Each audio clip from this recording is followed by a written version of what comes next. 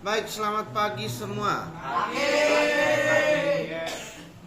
Wah, selamat pagi jawabannya kok kayaknya itu ya. Semangat ya. Itu bukan semangat kayaknya. Bagus ini. Baik, jadi materi kita, bacaan kita hari ini tentang Yesus Kristus adalah batu penjuru. Karena itu, buanglah segala kejahatan, tipu muslihat, dan segala macam kemunafikan, kedengkian, fitnah, dan jadilah sama seperti bayi yang baru lahir, yang selalu ingin air susu yang murni dan yang rohani, supaya olehnya kamu bertumbuh beroleh keselamatan. Beroleh keselamatan. Nah, ada kata munafik. Munafik itu begini.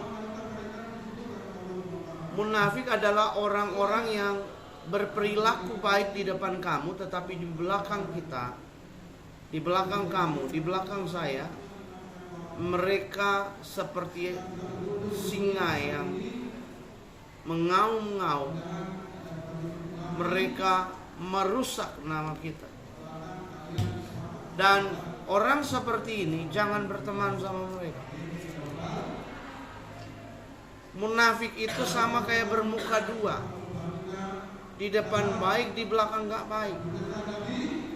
Di depan manis, di belakang pahit. Sedangkan kata Alkitab bilang bahwa kalau ya hendaklah katakan ya, tidak hendaklah katakan tidak. Kasih atau kebaikan itu adalah kebaikan yang nyata, yang bisa dilihat di depan kita dan di belakang pun kita tidak lihat tetap baik. Berapa banyak orang berteman rusak bertemannya karena persoalan begitu.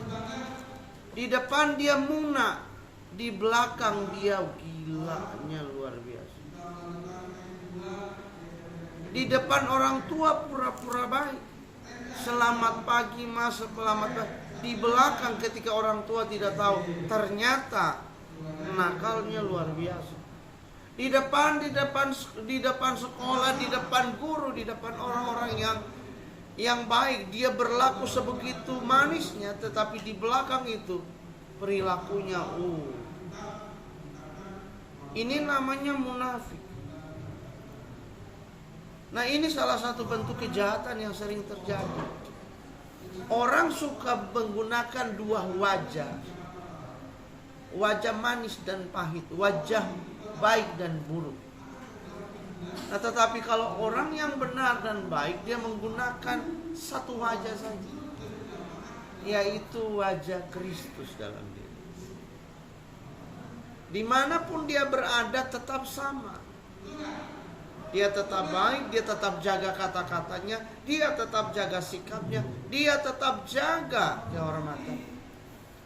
Nah, itu tidak munafik. Nah, di sini bilang segala macam tipu muslihat. Nah, ternyata kemunafikan itu sama kayak tipu muslihat. Menipu dia, menipu. Ya, jadi jangan sampai kita jadi orang yang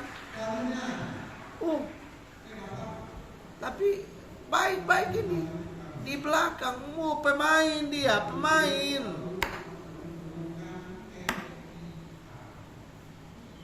Di depan Pak Abraham, saya itu orangnya baik Pak. Di belakang Nah, anak-anak nggak boleh kayak begitu. Sebaiknya kita apa adanya, lurus, jujur, tulus. Nah, itu.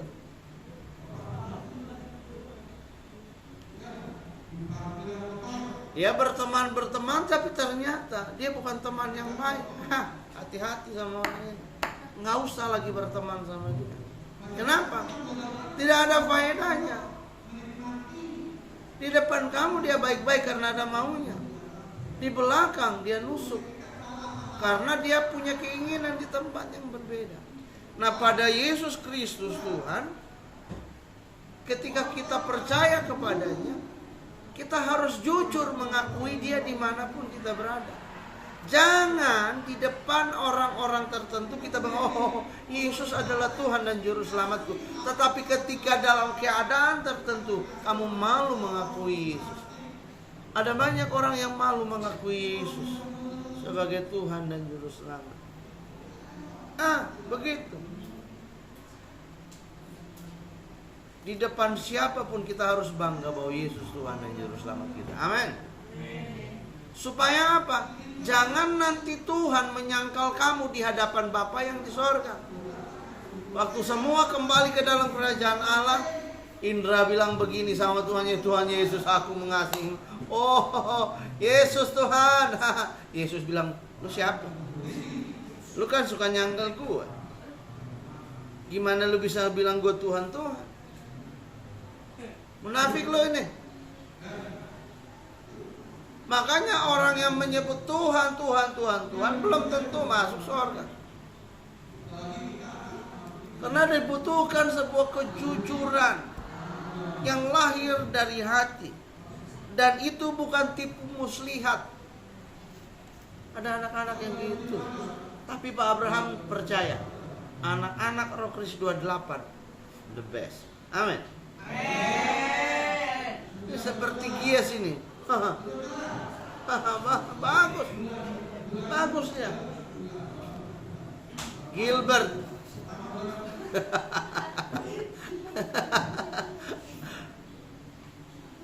Itu Ivana jangan main tepok aja lu. Oh, ada nyamuk. Tetapi malah Alkitab bilang gini, jadilah seperti bayi yang pingin susu yang murni. Maksudnya kayak begini, bahwa kita harus belajar untuk tetap mengharapkan hal-hal yang terbaik, mencari hal-hal yang terbaik, untuk menerima hal-hal yang terbaik dari Tuhan. Bagaimana caranya? Ya sebenarnya sederhana. Pak Abraham kan ajak taruh tangan kananmu di dada. Mau terima Yesus? Siap. Mau percaya kepadanya? Siap. Mau follow Jesus? Siap. Mau menderita buat Yesus? Siap. Mau jadi saksi buat Yesus? Siap. Apapun dalam keadaan apapun tetap hidup benar? Siap. Mau melakukan firman Tuhan? Siap. Mau punya waktu berdoa? Siap. Mau punya waktu baca Alkitab? Siap. Nah, seorang tentara yang baik, tentara Kristus yang baik, seperti itu. Aku bukan pasukan berjalan, pasukan berkuda, pasukan menembak. Saya tidak menembaki musuh, tapi saya laskar Kristus. Saya laskar Kristus siap gerak. Saya laskar Kristus siap gerak.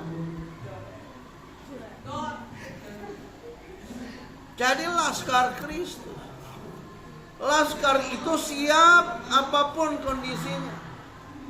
Dia selalu mendekat kepada tuannya. Mendekat kepada siapa? Tuan. Tuhan kita siapa? Yesus Kristus Tuhan kita. Nah, karena itu tidak ada motif kemunafikan kita kepada Tuhan kita namanya Yesus Kristus. Jangan datang menghadap Tuhan itu, oh haleluya Tuhan, Engkau pencipta langit dan bumi, dasar lautan, ikan yang berenang-renang di dalamnya. Itu tanganmu yang membuat ya Tuhan. Bahkan belut yang berwarna-warni Engkau menghiasinya Tuhan. Oh Tuhan Yesus. Oh, doa panjang lebar luar biasa. Kayak orang munafik. Kayak orang munafik. Tetapi ternyata setelah itu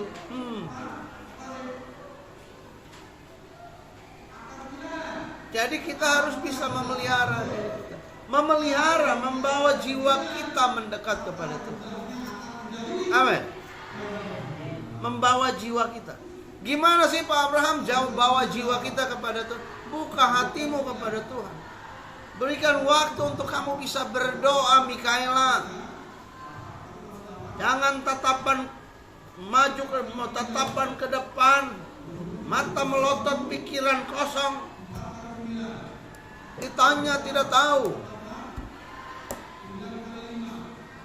Ya.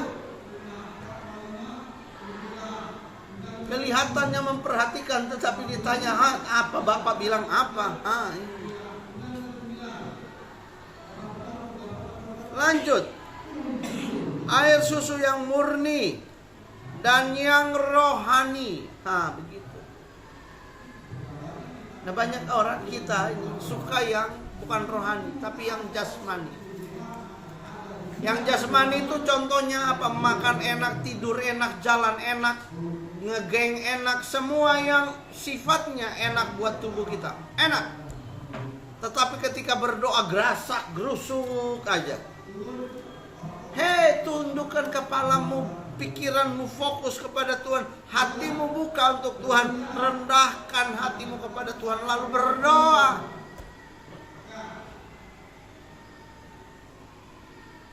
Kalau game lu bisa fokus, pasang panca indera fokus penuh. Karena apa? Karena pingin menang. Waktu doa, tundukkan kepalamu, buka hatimu, buka pikiranmu, hadapi Tuhan dengan kerendahan hati. Nah, itu berdoa. Jangan orang lain berdoa, kamu pelangap, pelongok, pikiran kosong, tiba-tiba masuknya ikan goreng, sambal, sosis, gorengan.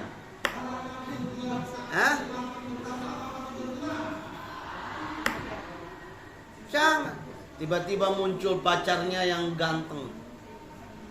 Gantengnya pacarku, gantengnya pacarku. Ya, Mikaela. Gitu. Lanjut, dan datanglah kepada batu yang hidup itu, yang memang dibuang oleh manusia tapi dipilih dan dihormati di hadirat Allah. Datanglah kepada batu itu. Maksudnya gini, datanglah kepada Yesus yang adalah batu penjuru. Batu penjuru artinya batu di mana orang mengarahkan dirinya ke sana.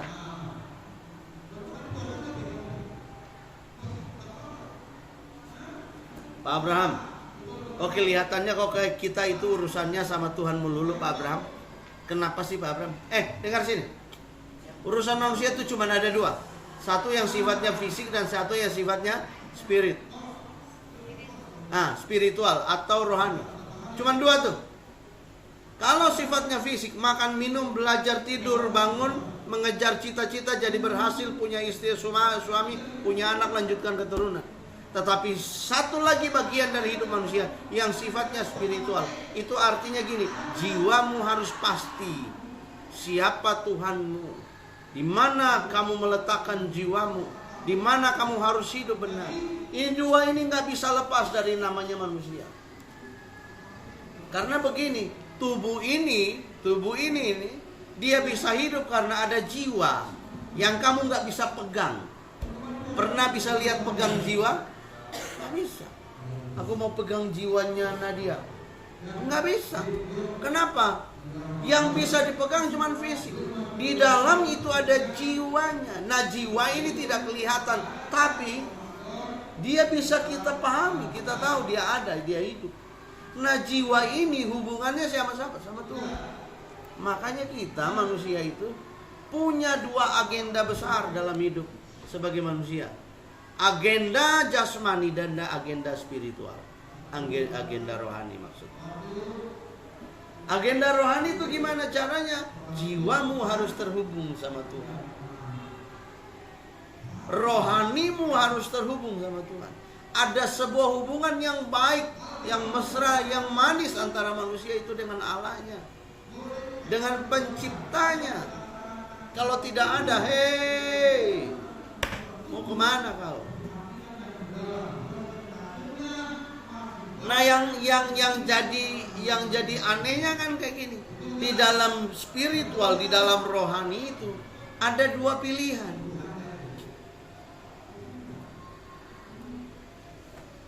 Ada dua pilihan. Kemana kamu mau melabuhkan hidupmu? Kepada Yesus Kristus adalah Tuhan dan Juru Selamat, atau kepada iblis yang selalu merangsang kehidupan duniawi, hawa nafsu dan keinginan yang jahat? Karena daging kita ini selalu berjuang untuk apa? Menguasai diri kita.